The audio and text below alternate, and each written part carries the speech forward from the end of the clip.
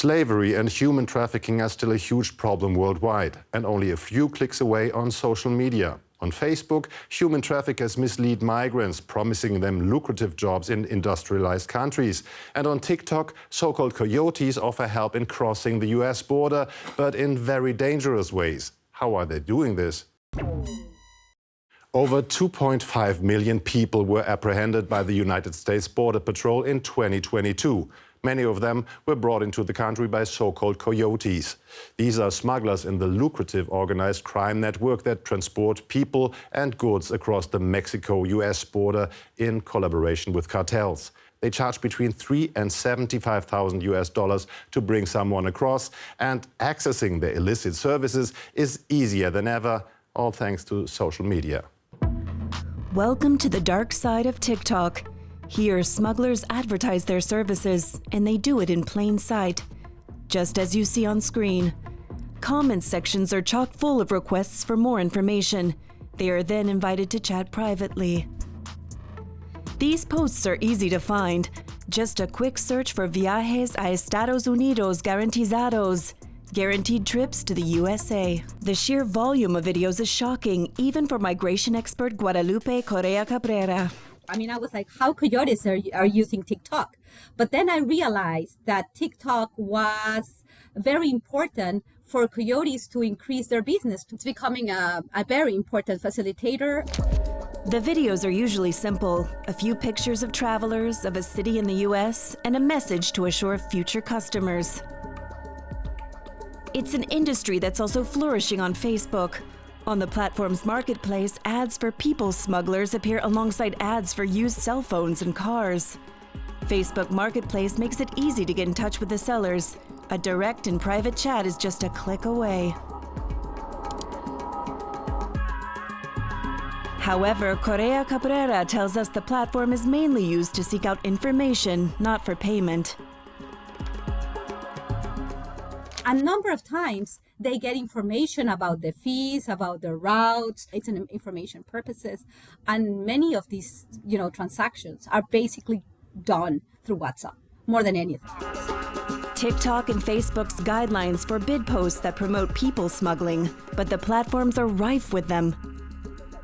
What's more, the platforms profit directly. Posts might contain advertising, meaning Facebook gets a cut every time people search for coyotes and their services.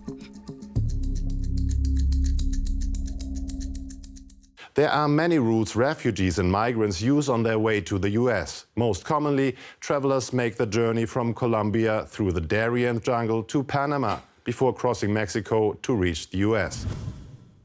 Tips on making the perilous journey are now also coming from the migrants themselves. Many refugees post their experiences on social media, almost like tutorials, racking up millions of likes and views.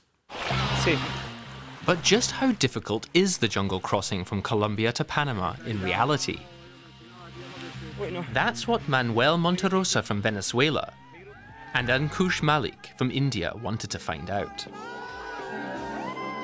The pair have become influencers, giving tips like how to avoid ambushes and gangs in this region, known as the Darien Gap. Both have attracted tens of thousands of followers. Manuel Monterosa now earns enough from social media that he's moved back. He now lives in his home country of Colombia. Ankush Malik has stayed in the US since emigrating there. Now he shows his followers what his new life is like in the land of opportunity.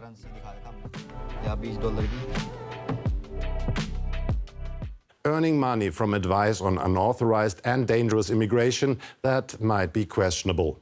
But human traffickers use social media to make money too. They lure people in a vulnerable position abroad with false promises. We found out more about how they do it. Many traffickers use dating apps, social media, and encrypted messengers to ensnare victims, promising love and a better life. It's called the Loverboy method. Aside from the Loverboy method, the German anti-trafficking network KOK found that traffickers use fake online job offers. KOK interviewed people from West Africa and Europe who became victims in Germany. Once they arrived, their traffickers took their documents. They were then forced into jobs or sex work against their will. The traffickers also used common tracking apps to monitor their victims. Apps that are used for best purposes, like when parents want to know the belonging of their child, they would install an app that would map and track via GPS and inform the parents on the where of the child. But the same device or the same app can be used by a trafficker to have control of the victim and know where he or she is. Traffickers also use digital wire transfers like Bitcoin to collect their earnings, making the flow of money very hard for authorities to track. Mobile networks and phones offer the traffickers secure anonymity. It's a brutal and illegal business that exploits and traumatizes vulnerable people. The UN estimates that up to 50 million people worldwide live in slavery-like conditions. More than half of them are subjected to forced labor. Even people who enter another country legally can become victims. In certain countries in the Middle East, the so-called kafala system fosters exploitation. There, foreign housekeepers or construction workers have hardly any rights. In order to work, job seekers need a local guarantor, who is often their employer. This puts employers in a position of great power. Nevertheless, the prospect of better pay is tempting for many. There are currently 5,000 videos under the hashtag Gulf Jobs on TikTok alone. According to TikTok's own analysis, they have already been viewed 54 million times. But what is a job like under these conditions? We spoke to an activist who has lived it herself. Deborah Nyanchoka is finally home. This time, she's bringing other survivors with her. They are 3 of more than 100,000 Kenyan women who have worked as maids in the Gulf states. After I came back, I had promised myself, if I make it out of this country, I'm going to become a spokesperson for those people who can't speak for themselves.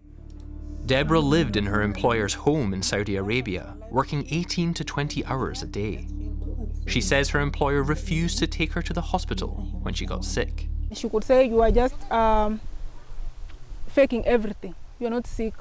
So it became that I became more weak. And then I decided, I'm not going to wait to die. She went to the bathroom to make a WhatsApp call for help, but fainted before she could dial out. 3 hours later, her employer came to find her. She took a packet. There's a packet that was in the bathroom. I used to use it for cleaning. She just took the tap water 3 times full, and she just poured to me 3 times. And then she locked the door and went away. Deborah Nyanchoka passed out again. When she came to, she gathered enough strength to send a voice note to her Kenyan agent, who forced the family to take her to the hospital. But after just 1 day, she was sent back to work. The following day, I came back and continued with the work like nothing happened. So I started now seeing life differently in that house. 70% of the Kenyan women who do domestic work abroad go to Saudi Arabia. 9% go to Jordan. Others go to Qatar, the United Arab Emirates, Egypt, Lebanon, and other Gulf states like Bahrain. For my case, there was kind of slight mistreatments, like you're not given enough food, or sometimes you're totally not given food.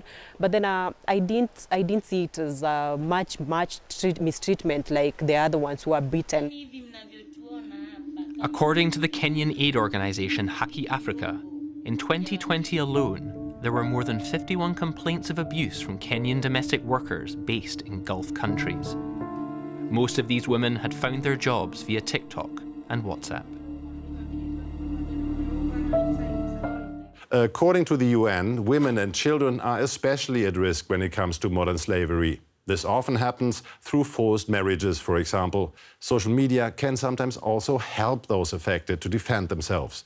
Deborah Nyanchoka became an activist after experiencing abuse. Now she is helping people escape exploitative employers, even though it puts her in danger. Deborah Nyanchoka is calling out the abusers of Kenyan domestic workers. Women or families of victims contact her for help. She holds live streams explaining how the women have been harmed and names the agent who brought the victim to the Gulf. I decided to use Facebook and TikTok because it's the easiest way to reach many people, a wide audience, and it was a bit safe for me because I'm operating from my room.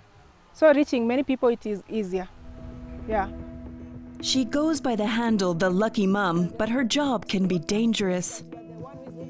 I decided maybe to expose this person, maybe using my platform, and then I receive threat calls, sometimes text messages, which makes me feel insecure. Encrypted messaging is a crucial tool for Deborah Nyanshoka. She communicates with up to 10 domestic workers abroad per week. The women in trouble in the Middle East, they reach me out through WhatsApp because I have shared my number in my platforms. Because I've been there, I know who is lying and who is speaking the truth. Deborah Nyanshoka says she's helped more than a dozen women, including Naomi Mukandu. Deborah pressured Naomi's boss and agency via WhatsApp and posted videos about her treatment until they agreed to let her come home. Naomi found Deborah online. I just like following her in YouTube, Facebook. So this is where I found her. And then I tried to share him with my problem. So Lucky Mom saved me from back there, Lebanon. Deborah's network has grown so much that other women refer maids in distress to her. Staying connected is key to bringing women back home. When they get there, the Kenyan internet is switched off. But once we connected with the internet, it is very easy. Maybe when somebody has a problem, she can reach out on Facebook, on TikTok, and then we get to help them out. Social media makes it easier for human traffickers and smugglers to take advantage of people who only want a better life. And unfortunately, only a fraction of cases are exposed. Companies like Meta, Alphabet and TikTok's parent company ByteDance are struggling to prevent the misuse of their platforms. But what do you think? Should social media platforms be doing more to combat smugglers and human traffickers? Let us know. That's it from me. See you soon.